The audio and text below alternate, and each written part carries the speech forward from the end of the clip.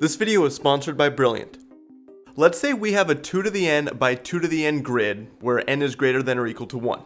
So this could be a 2 by 2 grid, a 4 by 4, 8 by 8, a 256 by 256, or whatever.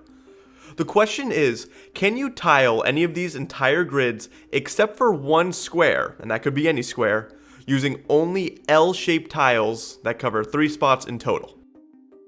This would not be fun to check for pretty much any value of n, because for any given blank square you'd have to try to tile the rest of the grid and hope it works, unlike this attempt that failed, and then you'd have to do this for every square being the blank one. So in order to solve this, we're going to use mathematical induction, which you need no real background to understand. Most schools and videos explain induction with classic examples that involve series and summations, but visual examples like this is what finally made me really understand the proof method, and that's all this video will include. Now, induction is nice in that it just involves 2 steps, and the first is very easy. All we have to do is prove our assumption is true for the base case. Often this is when n equals 1. So n equals 1 here corresponds to a 2 to the 1 by 2 to the 1 grid, and it's easy to see this can be tiled with L-shaped tiles besides one square. If I want this square to be the untiled one, then we just do this. If I want this square to be the one left open, then we rotate the tile as shown, and we can do the same thing for the other 2. So I can tile this entire thing but leave any one square open. We now know this works for a 2 by 2 grid, or n equals 1. Now we just gotta prove it for every other integer value of n. The second step though is what confused me for a while. What you do is assume that our statement is true for any n. I'm putting a 4x4 on the screen specifically just to help with the visuals, but no, formally you just assume this is the case with any n. So for our example, we assume any 2 to the n by 2 to the n grid besides one square can be tiled, even though we have no idea if that's true. And then we have to prove that this implies we can do it for the n plus 1 case, or the next largest case. If I can do it with a 4x4, can I do it with an 8x8? Or if I can do it with an 8x8, can I do it with a 16x16, and so on. We have to essentially prove all of these at once. So I'm going to stick to the 4x4, and we're saying it can be tiled completely besides any one square. But does this mean we can do it with an 8x8? Well, all we have to do is split that into 4 quadrants to get 4 different 4x4 grids. From the assumption, we can say this grid on the top left can be completely tiled besides any one square, like the bottom right. This other grid can be tiled besides any one as well, we'll say the bottom left. And this one can be tiled completely besides any one, like the top right. Then this last one I'll keep a random square as the untiled one. And I did it this way because since this can be achieved with L-shaped tiles based on our assumption, then one more here completes our task of tiling all but one square. This works for any blank spot though. If I wanted this to be the untiled one, then we could just use the 4x4s to complete the other 3 quadrants as shown, and then fill in the middle again. So we've shown that if a 4x4 grid can be tiled as we want, then an 8x8 can as well. But this keeps going. Because if this works with an 8x8, then it works with a 16x16 by just splitting it up into quadrants and filling in the middle spaces like before. And going down, if a 2x2 grid can be tiled as we want, then a 4x4 can as well with the same reasoning. But the 2x2 case we did prove, that's the only one we actually know is true.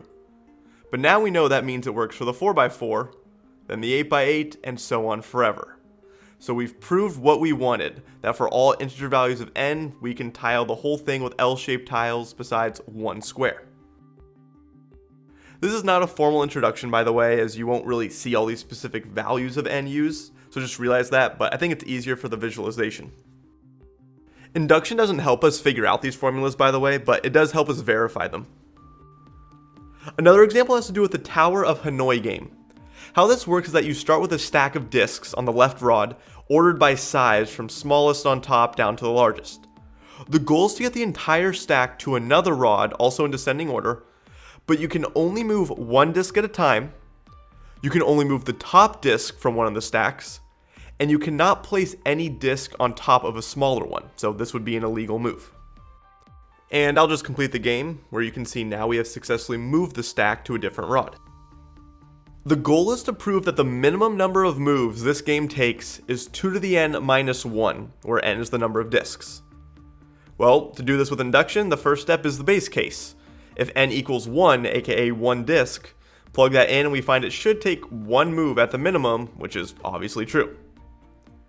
Now for the next part, we're going to assume this formula is true for some arbitrary number of disks, and the goal is to prove that this implies the expression works when we add one more disk. Remember, we're proving this for basically all values of n at once, because once that's done, the fact that we already have the base case will imply that 2 to the n minus 1 works for n equals 2, which will apply to n equals 3, and then 4, and so on forever. Now for the proof, we've assumed at minimum it will take 2 to the n minus 1 moves to move those first n disks from the left rod to another. It then takes one move to put the largest disk on the empty rod, and again it takes 2 to the n minus 1 moves to move that same stack of n disks to a different spot. If we combine all these expressions, we get this here, and the 2 times 2 to the n is just 2 to the n plus 1. So if it takes this many moves at the minimum for n disks, it means the formula works when we add in another disk. And since, again, we know it works for n equals 1, then 2 to the n minus 1 applies to every value of n. And I'll show one more example because this one's pretty clever. The goal is to prove that a circle can be divided into regions by any number of line segments n and be colored with just two colors such that any two regions that share an edge, like these two, have different colors. Obviously, we're going to use induction here, and the base case, or n equals 1, corresponds to a single line segment. No proof is really needed here because obviously this can be two colored. But now we got to assume that it is true for any number of line segments and prove that this implies that it's still possible when we add in another line. Now again, I'm saying n lines, but I'm using 4 here just for simplicity. And although we are seeing that yes, it can be two colored, that's just for the visuals. We don't know that for sure for any n besides n equals 1 right now. But this second inductive step is probably the least obvious of all the examples we've seen in this video. I mean, how does the fact that this can be two colored imply that this can as well? Well, that last line we drew divides the circle into two regions, and if you take all the little regions on one of those sides and invert the colors, you get a circle that is successfully two colored. Here's why that works. Let me put back the previous configuration. When we add the extra line segment, then any two neighboring regions in this newly partitioned circle will come in one of two categories. First is that their shared edge is not a part of that new line segment. So like these two or these two, their shared edges are not part of the dashed line. Since that's the case, they're guaranteed different colors already from our assumption, which means leaving them alone, like I'll do for the ones on the right, or swapping the colors of both, which I'll do for the ones on the left, still satisfies the two coloring condition, at least for those specific regions. And regardless of how the circle is divided, this will work. The other scenario we have to consider is when two regions share an edge that is part of that line segment, like these two or these two. Those will be the same color at first because the two coloring assumption was for the circle without that dashed line. But again, our method was to flip the colors just on one side of that line, and that will fix the problem, making it so the entire circle is now two colored. So we've proved that if the two coloring works with some number of line segments, it will work with one more by just inverting the colors on one side. And since we know the two coloring always works with one line segment, then that means it works with any two. And that means it applies when we add a third, and then a fourth, and so on forever. Thus the two coloring will always be possible. Probably the most famous visual for induction is dominoes being knocked over, where the second step, or the inductive step, is like saying that every domino is close enough to the next, where if one falls, then the next one will as well. Any n implies n plus 1. And the base case says the first domino got knocked over, so combine these two ideas and it must mean all the dominoes fall over. It's a good visualization, but hopefully these examples gave some more insight. And for those who want to continue learning cool math stuff, then I recommend checking out Brilliant.org, the sponsor of this video. If you're interested in discrete math, similar to what we've seen here, you'd enjoy their number theory course, which includes cool puzzles, an introduction to modular arithmetic, the concept of infinity, and much more.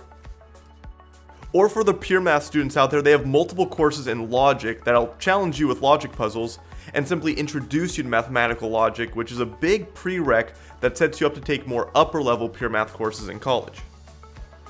All Brilliant courses come with detailed explanations, intuitive animations, and constant practice problems to ensure you understand the fundamentals before moving on. For those who want to invest in enhancing your math or science skills for this new year, whether it be calculus, differential equations, group theory, astronomy, or dozens of other topics, Brilliant has exactly what you're looking for. Plus, the first 200 people to sign up by using the link or going to brilliant.org/ZachStar will get 20% off their annual premium subscription. And with that, I'm going to end that video there.